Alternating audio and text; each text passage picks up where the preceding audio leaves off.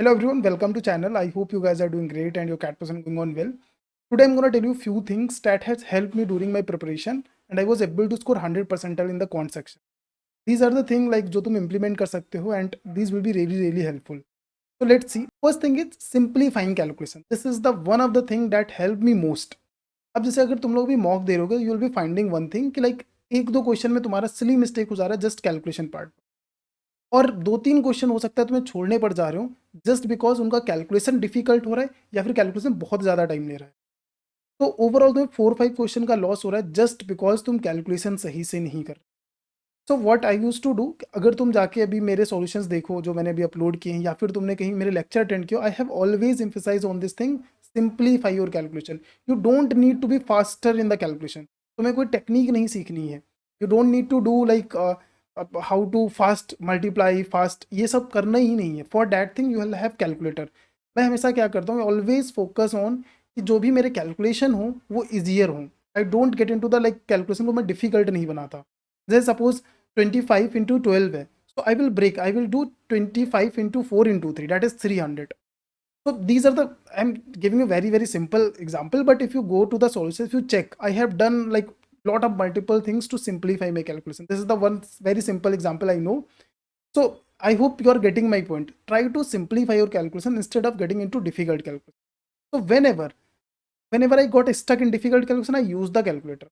जब भी तुम्हें शायद बताया गया कि कैलकुलेटर को कम यूज़ करो, so I also rarely use calculator, but जब भी थोड़ा सा भी डिफिकल्ट कैलकुलेशन हो जाता था, I will use the calculator. I will not hesitate to use the calculator. तुम्हारे माइंड में ऐसा बैठा दिया जाता है कि कैलकुलेटर यूज़ नहीं करना है, कैलकुलेटर यूज़ करना पाप है। It's not like that. Just focus on simplification of your calculation, that will help you lot. तुम्हारे 2 से 3 क्वेश्चन इजिली सही होना स्टार्ट हो जाएंगे। Second thing is quick response to the question. Like question देखकर तुम्हें क्विक रिस्पॉन्स मतलब तुम्हें जल्दी से फॉर्मूला याद आना चाहिए, तुम्हें कॉन्सेप्ट याद आना चाहिए कि कैसे ये क्वेश्चन सॉल्व होगा। This thing will be developed only with the help of revision, multiple revision, not 1 2। तुम लोग रिवीजन काउंट करते हो, मैंने जब दिया है पेपर आई हैवंट काउंट, मैंने काउंट नहीं किया होगा कि मैंने कितने बार फॉर्मूलाज कॉन्सेप्ट का रिवीजन किया होगा। That is the important thing. At least 3-4, at least 3-4 मैं बोल रहा हूँ, बट मैंने अगर मुझसे पूछा आई थिंक 10 to 12 टाइम्स, 10 से 12 बार मैंने रिवीजन किया होगा। तो multiple revision is the most important thing. जब मल्टीपल रिवीजन करोगे तभी क्विक रिस्पॉन्स हो पाएगा। और अगर क्विक रिस्पॉन्स नहीं होगा, लाइक अगर तुम 10 20 सेकेंड 30 सेकेंड तक फॉर्मूला ही सोचते रहोगे कि इसमें कौन सा लगेगा, सो डेफिनेटली क्वेश्चन ज़्यादा टाइम लेने वाला है। अगर तुम देखो, जैसे मैं पहले अटेम्प्ट देता था मेरा 100 परसेंटाइल था, अब मैं देता हूँ तो 99.8 रह जाता है, 99.9 रह जाता है क्वांट में। रीज़न ये है क्योंकि अब मैं I am not in to that habit. अब मुझे फॉर्मूला वो याद नहीं है, मैं चीज़ें भूल गया हूँ। I have to recall there in the exam. मुझे सोचना पड़ता है। अभी जैसे तुम अगर क्लास में भी देखो, मैं जब फॉर्मूला लिखता हूँ तुमसे पूछता हूँ, एक बार कंफर्म करता हूँ कि लाइक दिस इज राइट, या फिर मैं चेक करता हूँ फॉर्मूला कोई वैल्यू लेके। ये सब चीज़ें करनी पड़ती। This thing should not happen with you. मैं जस्ट वन गो में फॉर्मूला रिकॉल होना चाहिए। इसका सिर्फ सॉल्यूशन एक ही है, multiple revision. Third thing is to manage fatigue. This is particularly true for this section, क्योंकि ये सेक्शन सबसे एंड में होता है और पहले 3 आवर का पेपर होता था। Like 1 hour verbal, 1 hour LRD, then 1 hour quant. तो वहां पर क्या होता था कि लाइक एक तो बैठना भी 3 आवर प्रॉब्लम, कॉन्टिन्यूस बैठना। फिर तुमने वर्बल दिया है और अब मैं अपनी कहानी बता रहा हूँ। वर्बल में तो मुझे कोई आइडिया नहीं होता कितने क्वेश्चन सही हुए हैं कितने गलत हुए, पता नहीं। ऐसा तो नहीं मैं अटेम्प्ट ज़्यादा करता था कि सारे ही गलत हो गए हो। उसका एक तो, फिर दूसरा एलआरडी में क्वेश्चन कम अटेम्प्ट होते थे, वो प्रेशर। देन हमारा आता था कॉन्ट सेक्शन। तो ये जो पूरा फटीग होता था तुम्हारे माइंड, मेंटली फिजिकली, उसको हैंडल करना, ये प्रॉब्लम होता था। इसको कैसे डील करेंगे I will tell you. But अभी एग्जाम 2 आवर का होता है, फिर भी like 2 hour I think physically थोड़ा लोड कम है, बट मेंटली लोड अभी भी उतना ही है। You are going through verbal section, then you are going through LRDI, then you are coming to the quant section.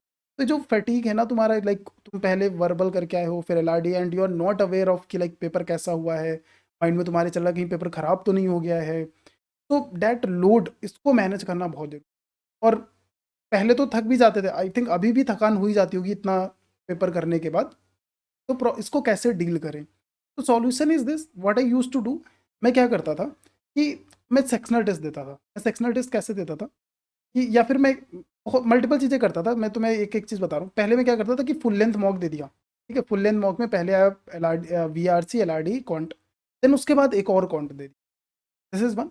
Second thing I use to do, like V R C का एक sectional test, L R D का एक sectional test, फिर एक we R C का sectional test, then एक quant का test. I use to do this thing, like quant को मैं 3 आवर की जगह 4th आवर में भी कर रहा हूँ। Are you getting my point? कि मैं स्ट्रेच कर रहा हूँ इस चीज़ को। मैं क्वांट को हमें एग्जाम में मुझे क्या करना था, 3rd आवर में करना था, बट आई वॉज प्रैक्टिसिंग कि अगर 4th आवर में भी मुझे क्वांट करना हो, I will be as active as, कि मेरे पे कोई लोड नहीं होगा, I will be physically, I will be mentally prepared. तो this thing I use to do. I think अगर तुम प्रॉब्लम फेस कर रहे हो तो definitely this will be helpful. Fourth thing that help me a lot during this preparation was my friend circle, people with him I was preparing for this exam. They were exceptionally talented. Whenever I needed any help regarding strategy, regarding any question, any concept, they were always able to give me best advice. And और सबसे important part ये था कि like अभी जैसे मैं क्या problem पा रहा हूँ, बहुत सारे लोग मुझे मैसेज करते हैं, आई वॉज गेटिंग सेम, ये बहुत सारी कॉमन प्रॉब्लम है कि तुम लोगों ने अच्छे से पढ़ लिया है, सिलेबस कर लिया, everything you have done, still you are not confident, still you are like तुम्हारे माइंड में ब्लॉकेज है that this a difficult exam and it's very very difficult to get 99%। जो कि एक ब्लॉकेज क्रिएट कर दिया गया तुम्हारे माइंड में by, you can say, educators, teachers, जो उनके एक्सपीरियंसेस है, because they were not able to achieve that thing. तो वो तुम्हें बता रहे हैं कि एग्जाम डिफिकल्ट है, they are creating hype, coaching institutes, क्योंकि उन्हें अपने कोर्सेज सेल करने हैं, तो दे आर क्रिएटिंग हाइप। वो हाइप में तुम्हारे माइंड में एक ब्लॉक क्रिएट हो गया that this is a difficult. और जब तुम एक बार इस कोचिंग इन्वायरमेंट में आ जाते हो, then you get to know, like जैसे मैं तुम्हें बताऊं, मुझे पहले कभी नहीं लगा कि CAT is a difficult exam. When I get start teaching and this thing, then I see the lot of students are facing this problem, they are finding this exam is a difficult. तो when you get into the coaching and all this, they always hype this exam, they always hype, कोई भी exam हो, मैं सिर्फ cat की बात नहीं कर रहा हूँ, तुम कोई भी एग्जाम ले लो, coaching institute always hype that अगर अभी कोचिंग नहीं ज्वाइन करोगे ना तो बहुत डिफिकल्ट एग्जाम निकाल। This blockage you have to break.